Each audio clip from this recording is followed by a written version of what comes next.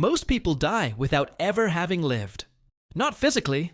They walk around for 70, 80 years, holding jobs, raising families, accumulating possessions. But psychologically, spiritually, authentically, they never actually show up to their own existence. They live as extras in their own movie, following scripts written by parents, society, tradition, fear. Carl Jung understood this tragedy intimately, and his entire life's work was about one revolutionary idea. You don't actually begin living until you discover who you really are beneath all the roles you've been assigned. Jung called this process individuation, but what it really means is psychological birth. Your first birth is biological. You emerge from your mother's womb into physical existence. But your second birth, the one that actually matters, is when you emerge from the collective womb of other people's expectations into your own authentic existence. Most people never experience this second birth. They remain psychological fetuses their entire lives, feeding off the umbilical cord of external validation, never breathing their own air. The tragedy begins early. From the moment you can understand language, you're told who you are, what you should want, how you should behave. Your parents, trying to keep you safe, clip your wings before you know you can fly. Your teachers, trying to maintain order, teach you to color inside lines that someone else drew. Your culture, trying to perpetuate itself, makes you a carrier of its values rather than a creator of your own. By the time you're an adult, you're wearing so many masks that you've forgotten you have a face. The good son or daughter, the responsible employee, the devoted spouse, the caring parent, the successful professional. Layer upon layer of identity that has nothing to do with who you actually are and everything to do with who you needed to be, to survive, to belong, to be loved. Jung discovered this truth through his own psychological crisis. In his late 30s, successful by every external measure, prestigious career, family, reputation, he fell into what he called a confrontation with the unconscious. He realized he had been living everyone else's idea of Carl Jung, but had no idea who Carl Jung actually was. The life he'd built was perfect except for one detail. It wasn't his. This is what Jung meant when he said life begins when you find yourself. Not the self your mother wanted you to be. Not the self that gets promoted. Not the self that fits in at parties. The real self, what Jung called the self with a capital S. The unique psychological fingerprint that exists beneath all the conditioning, all the trauma, all the adaptation. But finding this self isn't a pleasant journey of self-discovery like the self-help books promise. It's a descent into hell. It's facing everything about yourself you've hidden, denied, rejected. Jung called it meeting your shadow, all the parts of yourself you've pushed into unconsciousness because they weren't acceptable, weren't safe, weren't loved. The shadow isn't just your dark side. It includes your creativity that was mocked, so you buried it. Your sensitivity that was called weakness, so you armored against it. Your intelligence that threatened others, so you dimmed it. Your passion that was too much, so you numbed it. Your authenticity that was punished, so you performed instead. I knew a woman who spent 40 years as an accountant before discovering she was an artist. Not became an artist, was an artist, had always been an artist, but had buried it so deeply she forgot it existed. As a child, she painted constantly until her father threw away her art supplies, saying she needed to focus on practical things. She internalized his voice so completely that she genuinely believed she had no artistic ability. It took a nervous breakdown, a divorce, and intensive therapy before she remembered who she was before the world told her who to be. Jung understood that this forgetting isn't accidental. Society needs you to forget yourself. It needs predictable, controllable, productive units, not wild, authentic, unpredictable individuals. The economy needs workers, not artists. The family needs stability, not truth. The culture needs conformity, not creativity. So it systematically trains you to abandon yourself in exchange for belonging. But here's what Jung discovered. The self you abandon doesn't disappear. It goes underground into what he called the unconscious, where it festers, builds pressure, creates symptoms. Your depression might be your unlived life demanding attention. Your anxiety might be your authentic self trying to break free. Your addiction might be an attempt to numb the pain of self-abandonment. The midlife crisis isn't a crisis at all. It's the self's last desperate attempt to be born before it's too late. All those cliched behaviors, the affair, the sports car, the career change, are clumsy attempts at individuation by people who don't have the psychological tools to do it consciously. They're trying to find themselves, but looking in all the wrong places, seeking the self in external changes rather than internal revolution. Jung's own journey to find himself was harrowing. He deliberately induced visions, engaged in what he called active imagination, descended into psychological territories that bordered on madness. He built a tower with his own hands, stone by stone, as a physical manifestation of constructing his own psyche. He painted mandalas obsessively, tracking the movement of his psychological center. He risked his reputation, his sanity, his marriage, everything, because he understood that a life lived as someone else isn't a life at all. What Jung found in these depths wasn't just his personal unconscious, but what he called the collective unconscious, patterns, images, and energies that belong to all humanity. He discovered that in finding yourself, you don't become separate from others. You connect to the deeper currents that unite all human experience. Individuation isn't isolation.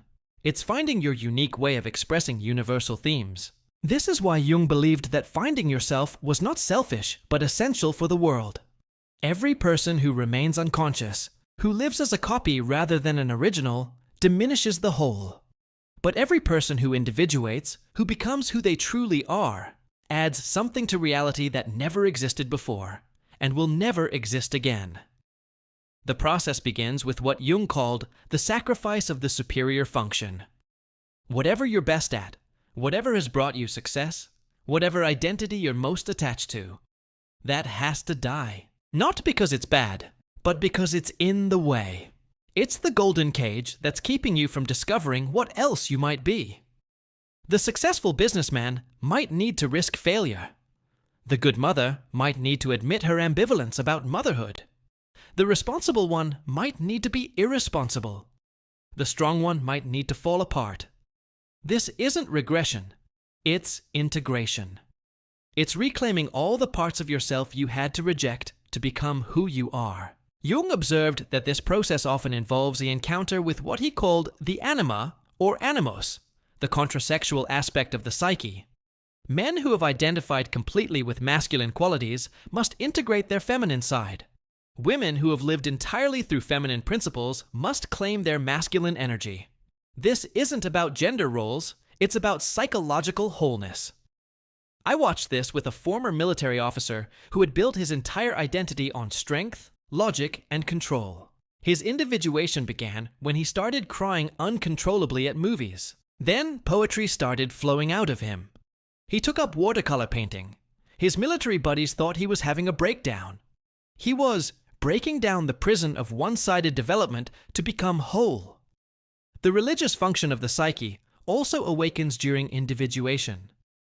Not religion in the institutional sense, but what Jung called the religious attitude, the recognition that you're part of something larger than your ego.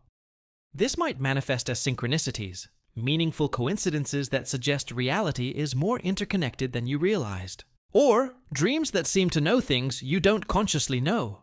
Or a sense of being guided by something Jung called the self. Not the ego self, but the organizing principle of the entire psyche. This is where Jung becomes controversial, even mystical. He believed the psyche was purposeful, that it was trying to develop toward something, that symptoms and suffering were often the self's way of course-correcting a life that had gone off track. Depression might be pressing you down to depths where transformation happens. Anxiety might be signaling that you're living the wrong life. Even psychosis might be an attempt at self-healing by a psyche that can't transform any other way. The finding of yourself that Jung describes isn't a one-time event.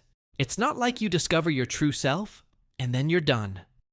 It's an ongoing process of becoming, of continually dying to who you were and being born into who you're becoming. The self isn't a fixed thing to find, but a dynamic process to engage with. This is particularly important in the second half of life. Jung believed the first half was about establishing yourself in the world, career, family, social position. But the second half had a different task, discovering what all that was for. The goals that drive you at 30, success, achievement, acquisition, become psychological prisons at 50 if you don't transcend them. The person who finds themselves, according to Jung, develops certain characteristics. They become less concerned with others' opinions and more interested in their own psychological truth. They become comfortable with paradox, able to hold opposing truths simultaneously.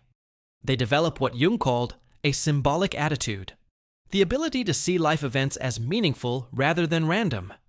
They also become more comfortable with solitude, not isolation, but the kind of solitude where you meet yourself without distractions, where you hear your own voice without the chorus of others' expectations, where you discover what you actually think, feel, want, rather than what you've been programmed to think, feel, want. But here's the crucial point. Finding yourself doesn't mean becoming perfect. It means becoming whole. It means integrating your shadows, not eliminating them. It means accepting your limitations as well as your gifts. It means recognizing that you're both divine and animal, both conscious and unconscious, both individual and collective. Jung warned that many people who begin the individuation process stop when it gets difficult. They do a little therapy, read some self-help books, make a few changes, then declare themselves found. But real individuation is a lifetime's work. It requires sacrificing the comfort of who you've been for the uncertainty of who you're becoming. It means living in questions rather than answers. The cost of not finding yourself is spending your entire life as a stranger to yourself. It's dying without ever knowing who you were. It's that terrifying moment on your deathbed when you realize you lived someone else's life. Jung saw this tragedy repeated countless times. People who had everything except themselves. But when you do find yourself, when you begin the real journey of individuation, something extraordinary happens. You stop living provisionally. You stop waiting for permission. You stop preparing for life and start living it. You become what Jung called a unique, unrepeatable experiment of life. You add to the sum total of consciousness in the universe something that never existed before and will never exist again: yourself. Life doesn't begin when you're born.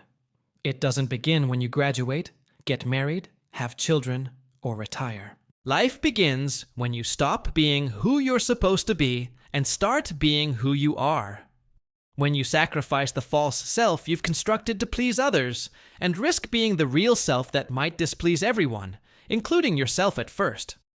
This is Jung's revolutionary message. You haven't started living yet. Not really. You've been rehearsing, preparing, adapting, surviving. But life, real life, is waiting for you on the other side of everything you think you know about yourself. It's waiting for you in the depths of your unconscious, in the shadows you've rejected, in the dreams you've ignored, in the symptoms you've suppressed. The question isn't whether you'll find yourself. The self is always there, waiting, pressing against the boundaries of your conscious personality, creating symptoms when ignored, dreams when sleeping, synchronicities when you're paying attention. The question is whether you'll have the courage to meet it, to sacrifice who you've been for who you could become, because that's when life begins. Not when you achieve your goals or meet others' expectations. Not when you become successful or find security. Life begins when you find yourself, your real self, not the performance you've been giving. And that journey, Jung knew, is the only journey that ultimately matters. The invitation is clear. Stop living as everyone else and start living as yourself. Stop being a copy and become an original. Stop adapting and start individuating. Your unlived life is waiting. Your self is calling. Life, your real life, is about to begin.